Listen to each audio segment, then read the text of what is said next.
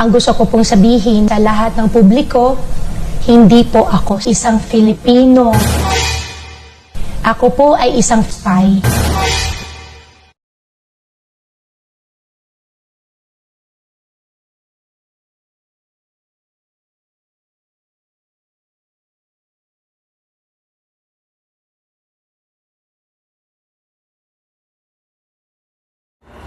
Umamin na nga si Alice Guo na isa siyang spy, hindi siya Pilipino.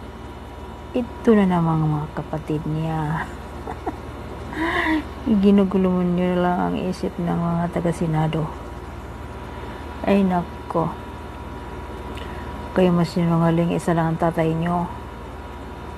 Pinapaikot niyo lang si Senador Pia Ontiveros.